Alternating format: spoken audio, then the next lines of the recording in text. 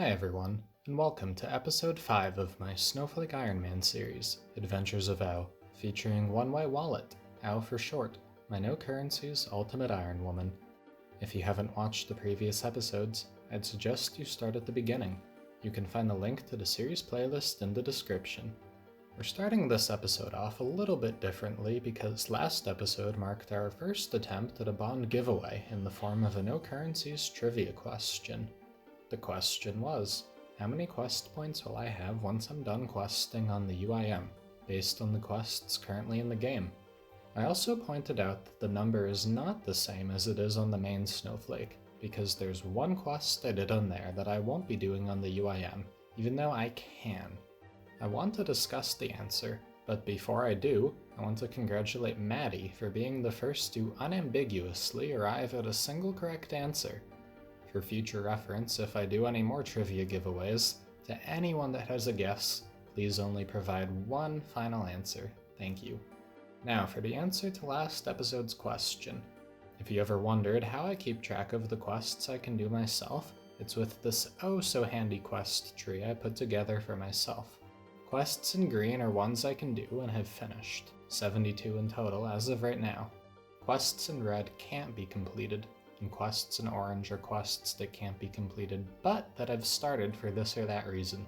I've also tabulated all of the emote clue steps I can do with the restriction for all tiers, where items I've got banked are in green. It remains to be seen whether it will ever be worth doing emote clues in the UIM though, given the obvious difficulties entailed. If we look at the quests tab on NoCurrencies here, having finished those 72 quests, I've got 128 quest points, the absolute maximum currently doable for the account. On the UIM though, I'll be stopping at 127 quest points, which is the exact answer I was looking for. The one quest responsible for that difference is a porcine of interest. The reason I won't be doing this quest on the UIM comes down to not the requirements, of which there's none at all, but the reward. Finishing this quest awards you with one pair of untradeable reinforced goggles, and unlocks Sour Hogs as a new Slayer task assigned by Turiel. These goggles are automatically built into Slayer helms, and if anyone else loses their pair of goggles, they can buy a replacement from a Slayer Master for 100 GP. It should come as no surprise that I have no Slayer helm, and I can't buy back a replacement pair of goggles, so this is the only pair I'll have on NoCurrencies till the end of time. That's not a problem though, because I just stuck them in the bank. I pull them out whenever Turiel assigns me Sour Hogs, and I put them back in the bank after. On the UIM, however, things wouldn't be so easy. I'd be forced to carry the goggles around without even the option to temporarily drop them, since they only have a destroy option, and if I ever somehow lost them on death, they'd be gone forever, and I would regret having ever unlocked Sour Hogs as a task the next time Turiel assigned them to me. If you've never tried killing Sour Hogs without the goggles, here's what that looks like.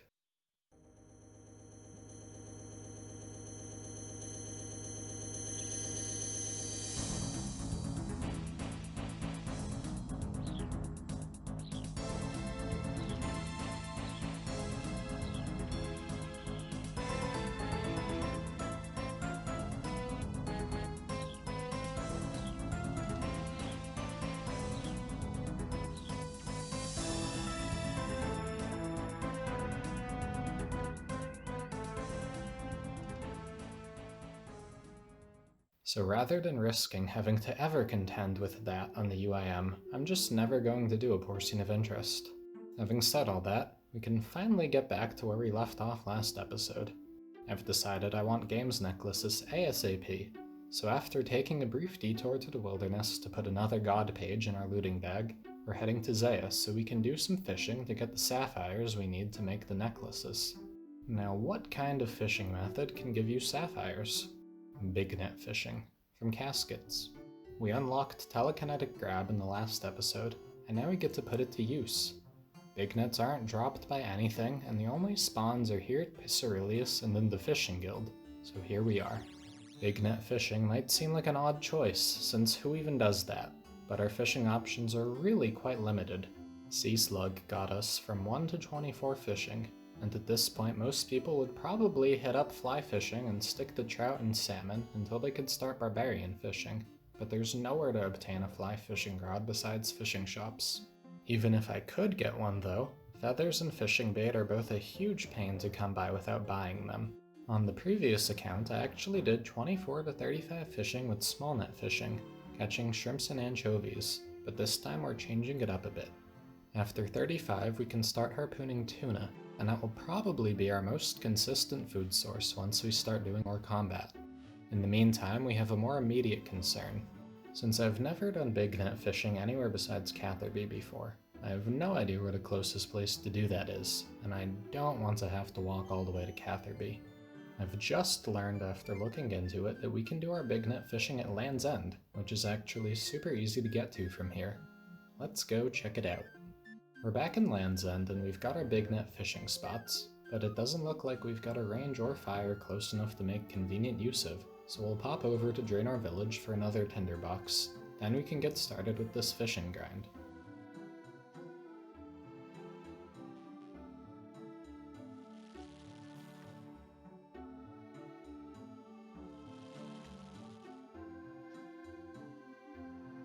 Alright, doing our fishing with only a couple inventory spaces is feeling super impractical, so we're going to put another table to use and clear like half our inventory to make this a bit more feasible. We should have enough time to fish and cook at least one inventory every 10 minutes so we can keep picking our stuff back up and replacing it until we're done here. The air and water rooms we'll let go because we don't really need them that badly. We've got our first casket here. What will it be? That's not a sapphire. Another casket and we get disappointed. Here's 32 cooking, a nice little milestone to get into the cooking guild. And here's 30 fishing, so we can catch salmon now. Except, as I mentioned before, we can't. So we press on. Whenever I'm training fishing and cooking, I always eagerly await that first inventory where I finally manage to successfully cook all my fish. Could this be the one?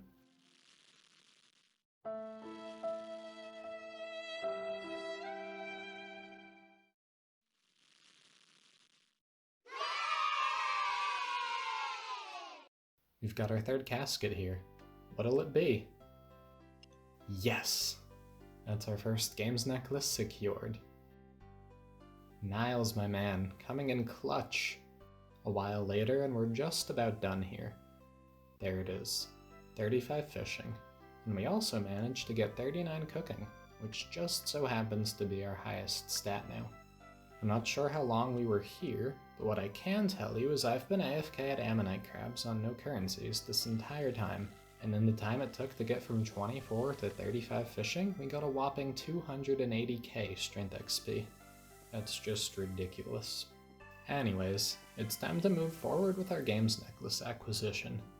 Next up, we'll grab our molds, but then we gotta get some cosmic runes. I've made an interesting choice about where I'm going to attempt to get these runes, as you'll see in a minute. For that, we're gonna need a candle.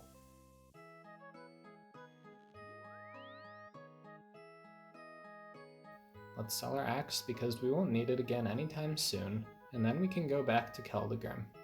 We get to take the quick and easy route this time, now that we've started the giant dwarf. Minecarts are such an amusing form of transportation in this game.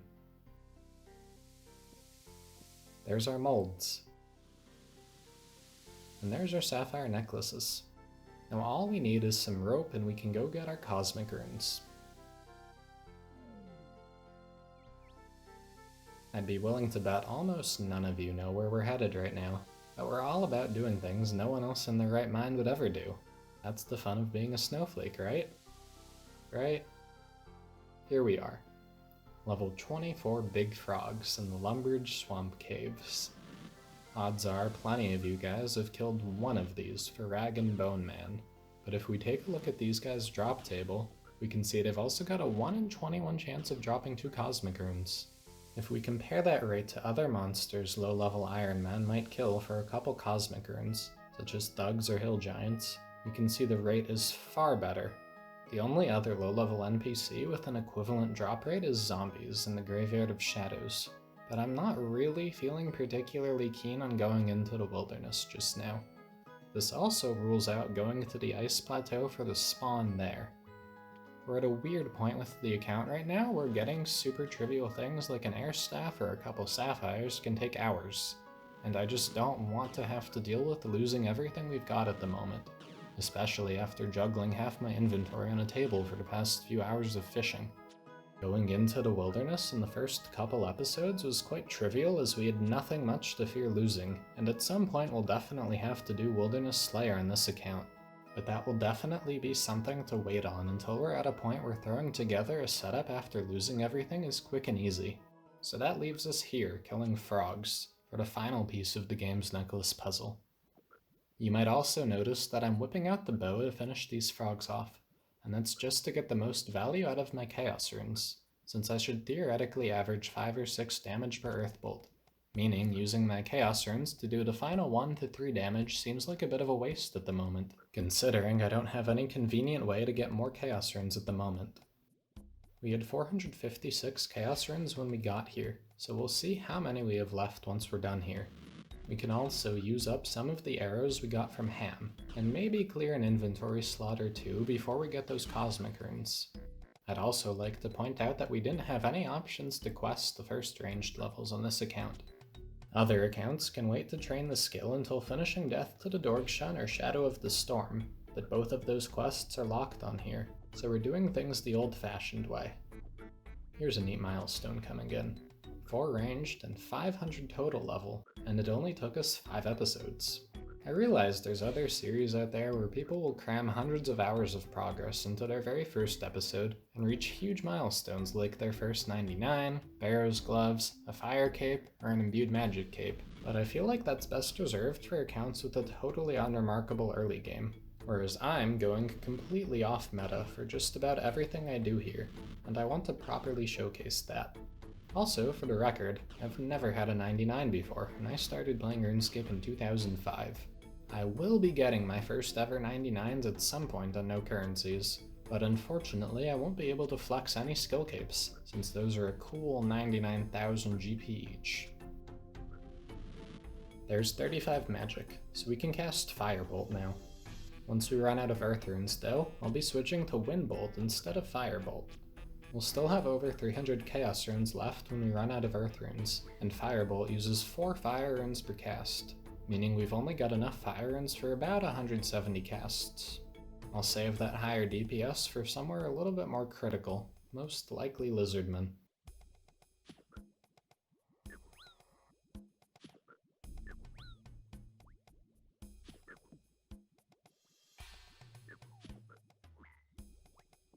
There we go. 2 Cosmic Runes. I didn't track the kills, but I'm fairly certain we went dry here since we used over 200 Chaos Runes. I'm not worried about it though.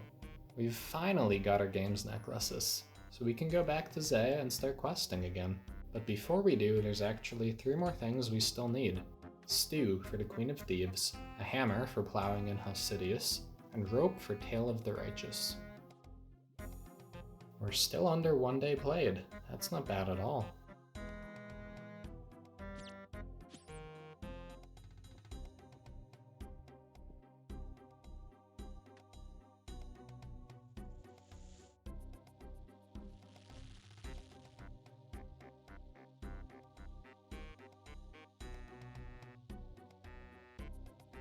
There's our stew.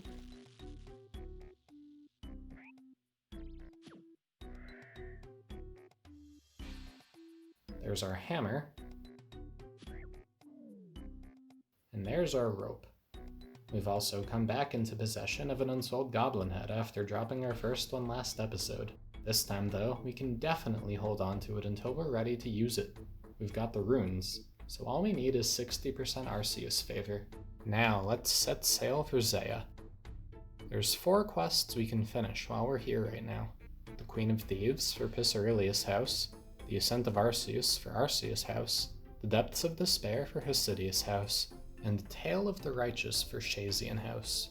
The final Zeah quest left at that point will be the Forsaken Tower for Lovikench house, but starting each of these quests requires 20% favor in the respective house, and getting any Lovikench favor requires 42 mining, something we're not going to have for a while probably. At the moment, the only house we have 20% favor in is Pisarilius, since that's where we applied the 20% favor scroll from Client of Corund. So the first quest we'll do right now is the Queen of Thieves.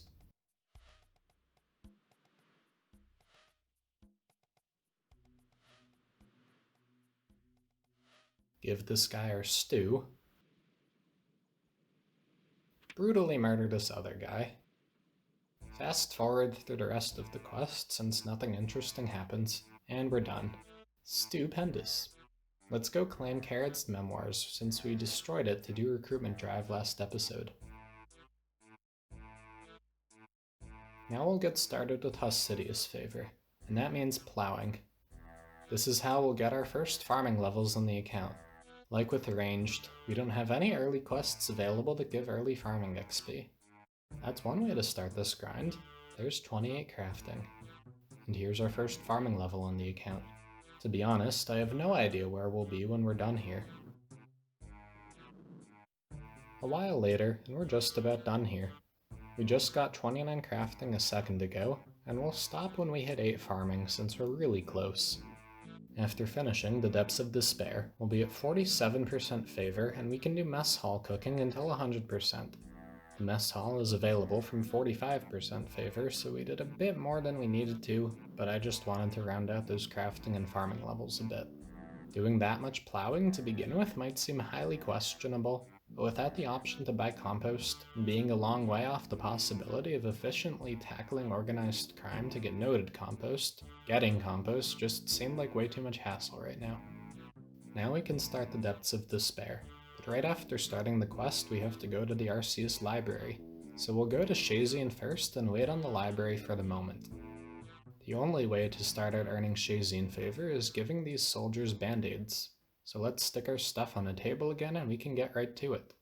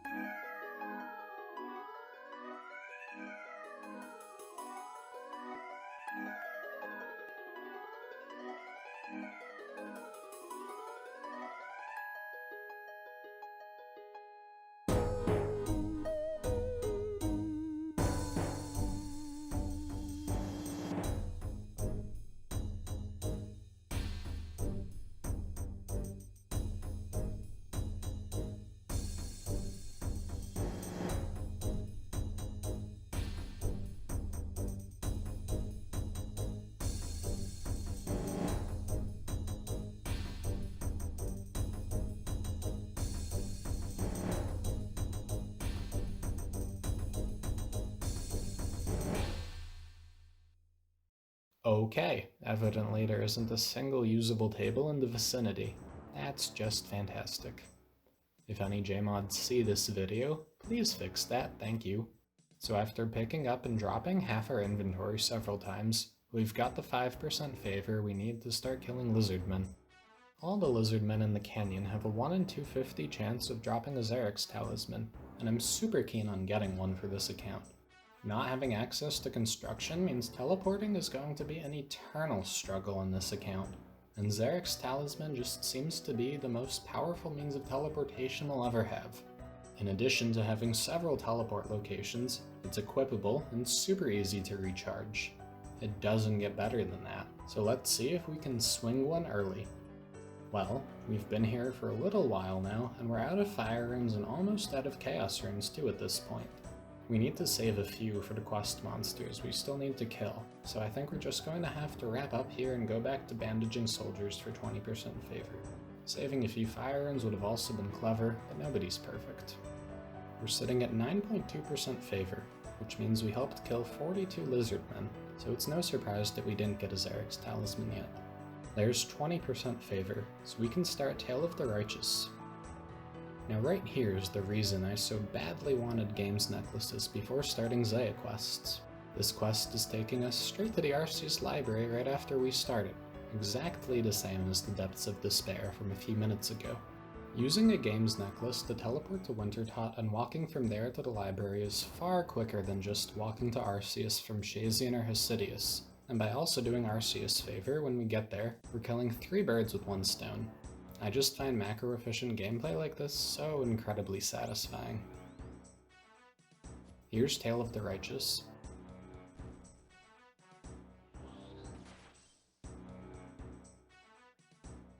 Here's Depths of Despair.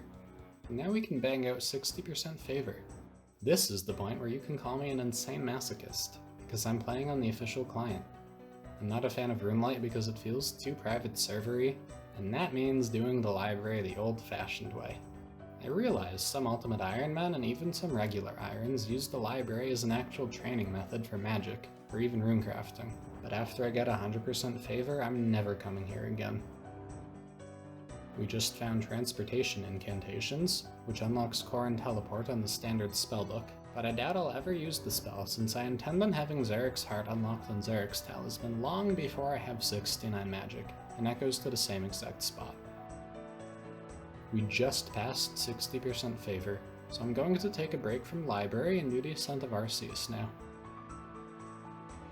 So this quest requires you to kill 5 of these tormented souls. What the quest guide doesn't tell you is that if you leave the building before you've killed 5, you have to start over.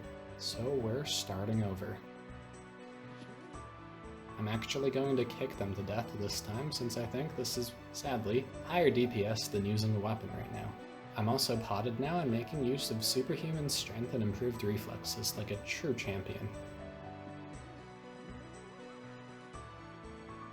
If you speed up the footage here, it looks like Lord Arceus is having a seizure. Is there anyone else that deliberately goes out of their way to recharge their prayer whenever it's not full? It always bothers me so much when it isn't. Here's the part of the quest where we use Hunter, so we'll have 29 Hunter once we finish. And now we get to use our lovely games necklace again.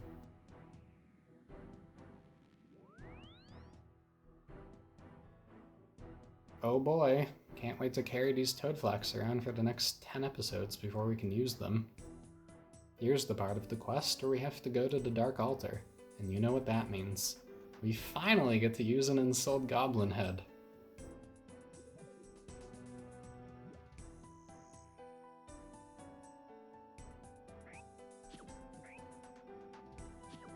$130 prayer XP. Quest done, and we get 29 Hunter and 5 runecrafting. Since we're right next to the library, we may as well round out 100% favor now on our first house. Now that that's done, we can go ahead and wrap up the Depths of Despair and Tale of the Righteous. So this cave we have to go on for the Depths of Despair is actually kind of a big deal. We just unlocked the Subterranean music track, a song that was previously only unlockable in the Waterbirth Island dungeon. The reason that matters is playing this song to Cecilia is a hard clue requirement.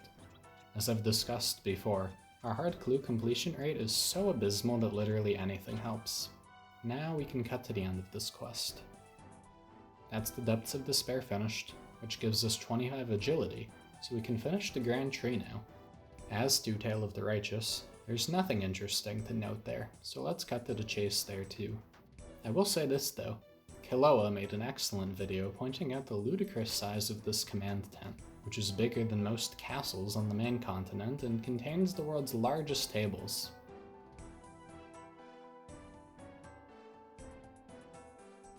We're looking good on favor considering our progress this episode. We're a long way off finishing Architectural Alliance, but we aren't in the biggest rush to get that done really. Now I'm going to do something that's maybe a bit questionable. I'm going to thieve a bunch of cakes from the stall here, and then I'm going to the game's one and only Death Rune spawn. That's in Feldip Hills, so let's head over there. Take the boat to Port Sarim, walk to Rimington, take the boat to Corsair Cove, and now we can walk the rest of the way. Here we are. As you can see, this Death Rune spawn is surrounded by level 64 wolves and level 53 ogres, hence the cakes. I'm not sure how long this rune takes to respawn, but it's a safe bet we're best off just hopping. The plan is to stay here a few minutes until we're out of cakes, and hopefully get a few dozen death runes before that happens so we can finish the Grand Tree. Alright, it appears we've lost aggression. We still have 7 cakes left. I literally wasn't counting on this. But since it happened, I may as well take advantage of it and stay here a little while. Let me just say this. I camped this death rune spawn for way longer than I had any intention of doing. You'll see just how badly I milked it at the start of next episode. Just for fun, if anyone can guess exactly how many death runes I picked up here, I'll give you 2 bonds. Leave your guesses in the comments, but please, only 1 guess per person. The only reason I'm offering 2 bonds is I'm sure no one will get the answer. But how funny would it be if I jinxed myself here and someone actually guessed it? Not funny at all, because my bond stash would really be hurting after that. But what's life without a little danger? Anyways, thanks for watching, and I'll see you in the next episode.